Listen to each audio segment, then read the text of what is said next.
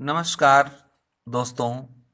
आज हम एक वैसे चैप्टर जो मैथ का है चर्चा करने जा रहे हैं जिससे जनरली विद्यार्थी बहुत परेशान रहते हैं। उस चैप्टर का नाम है find the inverse of matrix by using elementary row transformation. ये मैट्रिक्स का सबसे लास्ट चैप्टर है, लेकिन बहुत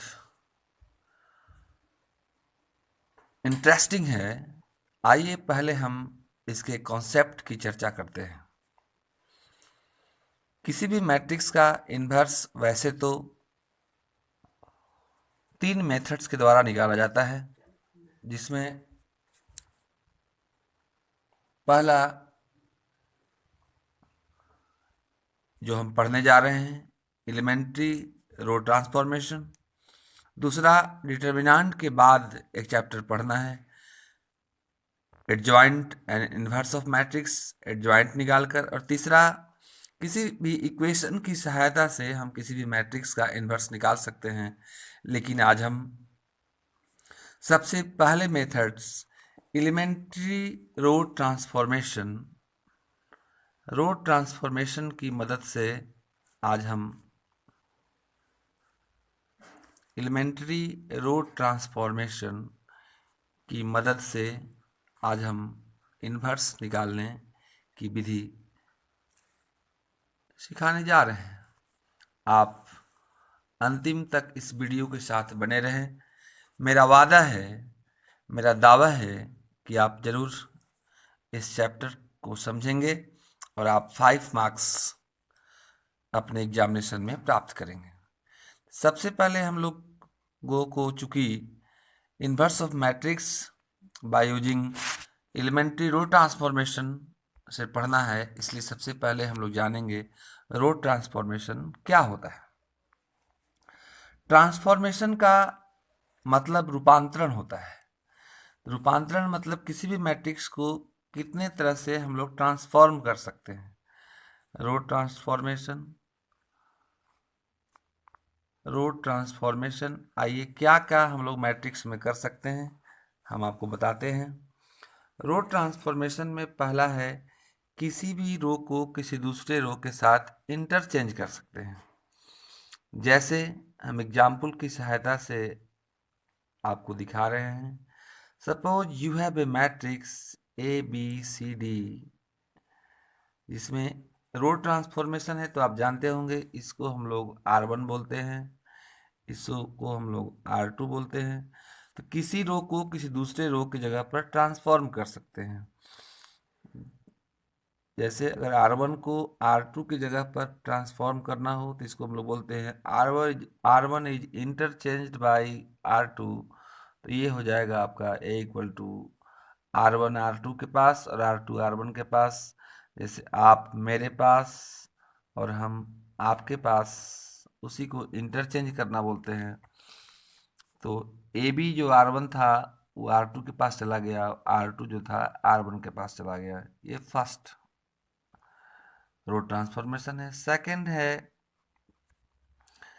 किसी भी रो में किसी भी नॉन जीरो नंबर से मल्टीप्लाई कर सकते हैं। जैसे ए अगर एक मैट्रिक्स हो, जैसे ये 2/2 का लिए हैं, आप 3/3 का भी ले सकते हैं। ए हो, बी हो, सी हो, D, E, F, G, H, I, किसी रो में किसी नंबर से मल्टीप्लाई कर सकते हैं। नंबर पॉजिटिव हो सकता है, नंबर निगेटिव हो सकता है, नंबर फ्रैक्शन हो सकता है। तो हम के ले लेते हैं।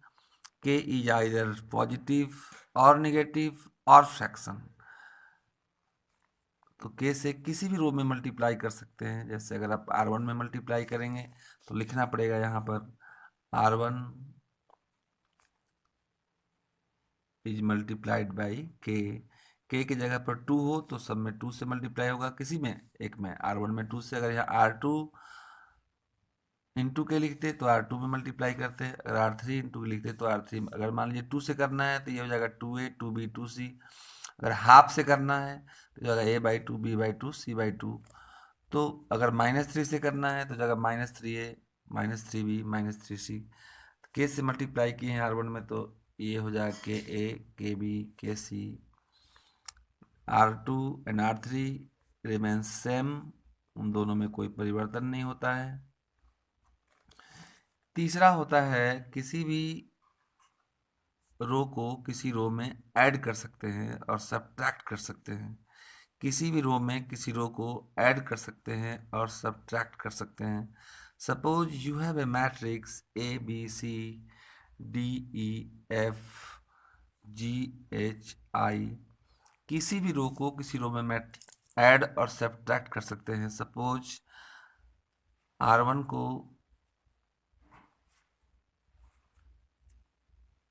R1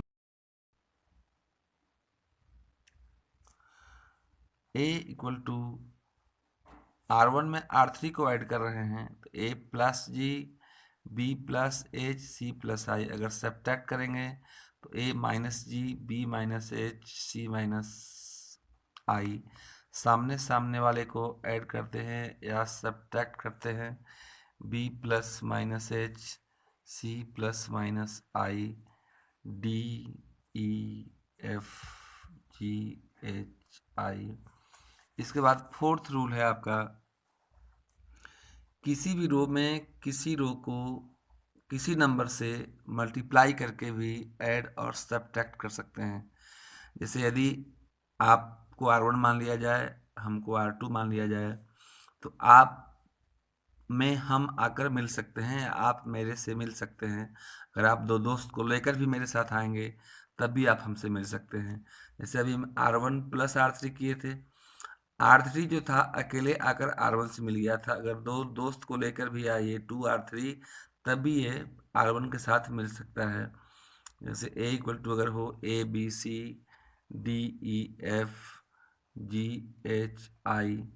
अभी ये R1 था, ये आपका R3 था। अभी आपने क्या किया था कि R1 प्लस R3, मैंने R3 जो था R1 से मिला था आकर के। अगर R3 अपना 3 परिवार को ही लेकर आ जाए तो भी मिल सकता है। तो इसको आप लिख सकते हैं A प्लस 3G। अभी कुछ देर पहले A में G अकेले आकर मिला था। अभी अगर 3 से मल्टीप्लाई करके हम लिए हैं, 4 से कर सकते हैं, 5 से कर सकते हैं, 6 से कर, एनी नंबर से मल्टीप्लाई करके आप ऐड कर सकते हैं। A plus 3G, B plus 3H, C plus 3I, D E F G H I। ये हुआ आपका एलिमेंट्री रो ऑपरेशन। जिस तरह से रो ऑपरेशन है उस तरह से कॉलम ऑपरेशन होता है। जैसे मैं यहाँ पे अगर कॉलम ऑपरेशन मैं पढ़ाऊँ आपको तो आप समझें। ए कोई मैट्रिक्स है, अभी मैंने बोला कि किसी भी रो को किसी रो से इंटरचेंज कर सकते हैं, तो इसमें भी किसी कॉलम को किसी कॉलम से इंटरचेंज कर सकते हैं। तो इसमें C1 is interchange by C2। यहाँ पे मैं बताया किसी रो में किसी नंबर से मल्टीप्लाई कर सकते हैं, तो वहाँ भी आप किसी भी कॉलम में किसी नंबर से मल्टीप्लाई कर सकते हैं। थर्ड मैंने बताया किसी रो में किसी रो को ऐड कर सकते हैं या सब्ट्रैक्ट कर सकते हैं। इन द सेम वे किसी भी कॉलम में किसी कॉलम को ऐड कर सकते हैं, सब्ट्रैक्ट कर सकते हैं।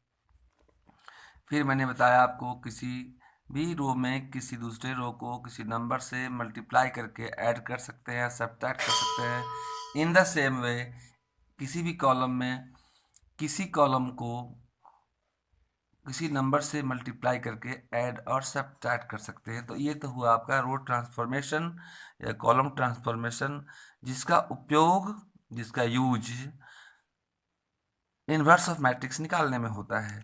लेकिन आपसे कोई पूछे कि what is inverse of matrix, तो जिसके लिए हम लोग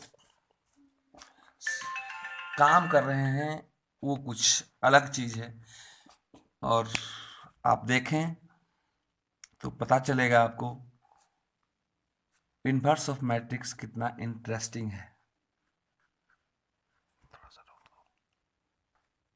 तो आइए देखते हैं दोस्तों inverse of matrix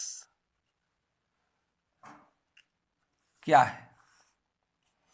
inverse of matrix जैसा आप जानते हैं 5 मार्क्स, सो इंटरेस्टिंग टॉपिक। आइए पहले हम दिखाते हैं what is inverse of matrix? If A and B are square matrix such that if A and B are square matrix such that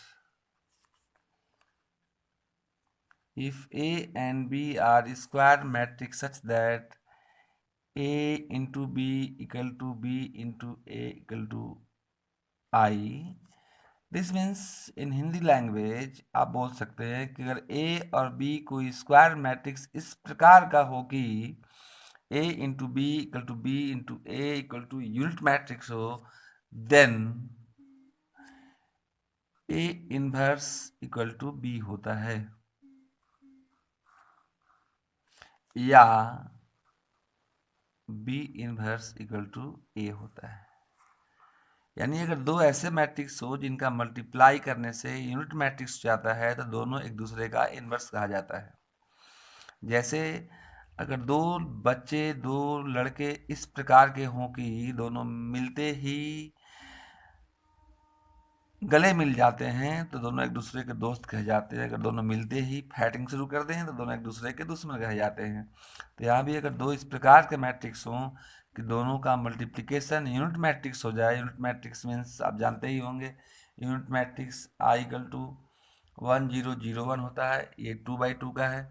अगर 3/3 का यूनिट मैट्रिक्स तो आप पढ़े होंगे 1 0 0 0 1 0 0 0 1 होता है।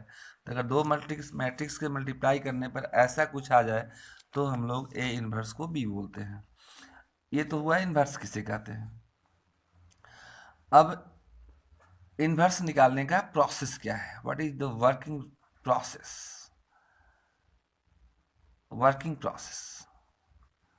कैसे हम लोग किसी भी मैट्रिक्स के इनवर्स को निकालते हैं, उसका क्या प्रोसेस होता है।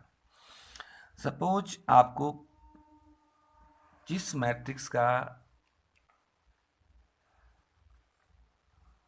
इन्वर्स निकालना हो उसको पहले ए मान लेते हैं। आइदर वो 2/2 का हो सकता है, 3/3 का हो सकता है। तो मान लीजिए 2/2 का कोई मैट्रिक्स है तो पहले उसको ए मान लेंगे। इसके बाद लिखेंगे आप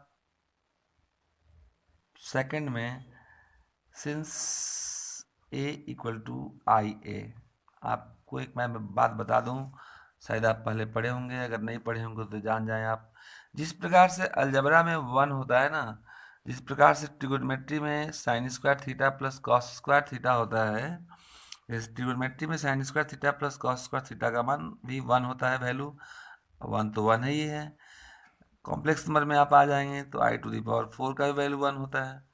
उसी प्रकार से मैट्रिक्स में आई होता है। जैसे 5 में 1 से मल्टीप्लाई करने से कोई फर्क नहीं पड़ता है, 5 इंटू 1 कर दें फिर भी 5 होता है। तो जो अलजबरा में, जनरल अलजबरा में 1 होता है वो यहाँ पे आई होता है। यानी ए को, किसी भी मैट्रिक्स को अगर आई से मल्टीप्लाई कर दें तो वही होता है। जैसे 5 into 1 equal to 5, B into I equal to B होगा, ए आई ए होगा, बी आई बी होगा, सी आई सी होगा, डी आई डी होगा। ये आप जाने, मतलब आई से मल्टीप्लाई करने से कोई फर्क नहीं पड़ता है। तो हम लोग जानते हैं ए इक्वल टू आई होता है। अब इसके बाद थर्ड में आपको अब यहाँ पर रो ऑपरेशन करना है। ऑपरेशन का मतलब और कुछ नहीं होता है, ऑपरेशन का मतलब क्रिया होता है। जैसे अगर आप पढ़ रहे हैं तो आप अपना क्रिया कर रहे हैं, आपके पापा फ़ोन करें और बोले बेटे क्या कर रहे हो, तो आप बोल सकते हैं मैं ऑपरेशन कर रहा हूँ। ऑपरेशन का जनरल मीनिंग जो बच्चे समझते हैं चीड़ फाड़, वैसा नहीं है। ऑपरेशन मीन्स क्रिया होता है, जो आप काम कर रहे हैं वो आपका ऑपरेशन है। तो हम रो ऑपरेशन करेंगे। तो ऑपरेशन आप पढ़ लिख क्यों रहे हैं, कुछ बनने के लिए पढ़ रहे हैं। तो यहाँ पर भी हम लोग ऐसा कुछ करेंगे, ऐसा दिमाग लगाएंगे कि ए को आई बना दें। जैसे आई मतलब अगर आप हैं और आई मीन्स इंटेलिजेंट है, तो आप बहुत मेहनत करके तो इंटेलिजेंट बनते हैं, तो ए को आई बना देंगे। जब ए आई बन जाएगा तो श्योर है, क्योंकि दोनों तरफ ऑपरेशन करेंगे हम, तो आई जो है एक अननोन मैट्रिक्स बन जाएगा, बी बन जाएगा। इस ए के साथ कोई वर्क नहीं करेंगे, कोई ऑपरेशन नहीं लगाएंगे, इस ए को ऐसे एज इट इज लिखते जाएंगे। इसको नो टच आप कर सकते हैं, कोई टच नहीं करेंगे, ये ज्यों कहते हैं ए रहेगा। अब आप गौर से देखें कि यहाँ पर आ गया a इंटू बी आई। अभी मैं पढ़ाया कि यदि a into B equal to I हो तो जो ये b जो आएगा, मतलब i जो चेंज होकर आएगा, वैसी b को हम लोग a इन्वर्स कहते हैं। तो ये हुआ आपका a inverse equal to b। ये i जो चेंज हो जाएगा वही आपका इन्वर्स होगा। Now this is your answer. एक बात मैं और बता दूं आपको, किसी भी मैट्रिक्स का इन्वर्स एग्जिस्ट तब करता है जब उसका डिटर्मिनेंट जीरो ना हो। अगर डिटर्मिनेंट जीरो आ जाए तो आप ध्यान रखेंगे, यानी if determinant of A equal to zero then A inverse not exist. जैसे एग्जाम्पल देख लें आप, अगर कोई कहे कि ए एक मैट्रिक्स हो 4 2 2 1, इसका इन्वर्स निकालें, तो ये इसी तरह का है। चेक कर लेंगे पहले हम लोग। जैसे कोई पत्थर दे दे, बोले खाएं, और आप खाना शुरू कर दें, मतलब आपने देखा नहीं कि वो खाने वाला सामान नहीं है, वो खा नहीं सकते हैं हम। तो किसी भी मैट्रिक्स का जब इन्वर्स निकालने के लिए कहेगा तो पहले आप चेक कर लेंगे कि उसका डिटर्मिनेंट कहीं जीरो तो नहीं है। तो अगर ए का डिटर्मिनेंट निकालेंगे आप तो रूल होता है 4 this into this minus this into this means 4 into 1 minus 2 into 2, 4 into 1 4 minus 4 equal to 0. Since determinant of a equal to 0, so we are unable to find the value of a inverse, यानी a inverse not exist लेकर के direct छोड़ देंगे। तो ये आपने देखा inverse निकालने का कॉन्सेप्ट। अगले वीडियो में हम एनसीईआरटी के प्रॉब्लम्स को डील करेंगे। तब तक आप इस वीडियो को देखते रहें, एक बार देखिए, दो बार देखें। Practice makes a student perfect. जब तक आपको किसी भी चैप्टर का कॉन्सेप्ट मालूम नहीं रहेगा, उसके थ्योरी को मालूम आप नहीं करेंगे, उसको समझेंगे नहीं, उसको बार बार देखेंगे नहीं, बार बार पढ़ेंगे नहीं, ध्यान से देखना। एक आंख से देखना में अंतर होता है, हमेशा आंख से नहीं ध्यान से देखें, ध्यान से पढ़ें। और कोशिश करने वालों की कभी हार नहीं होती है। आपके पास समस्या है तो आज नहीं तो कल निकलेगा जरूर उसका हल। बने रहें आप मेरे वीडियो के साथ। अगर सब्सक्राइब नहीं किए हैं तो आप इसको सब्सक्राइब कर लें, ताकि मेरा वीडियो पहले आप तक पहुंच सके। अगले वीडियो में मैं रो ऑपरेशन की सहायता से किसी भी मैट्रिक्स का इन्वर्स कैसे निकालते हैं, जो मैंने विधि बतलाई है, जो मैंने आपको प्रोसेस बतलाया है, इस पर चर्चा करेंगे। तब तक के लिए अलविदा। धन्यवाद दोस्तों।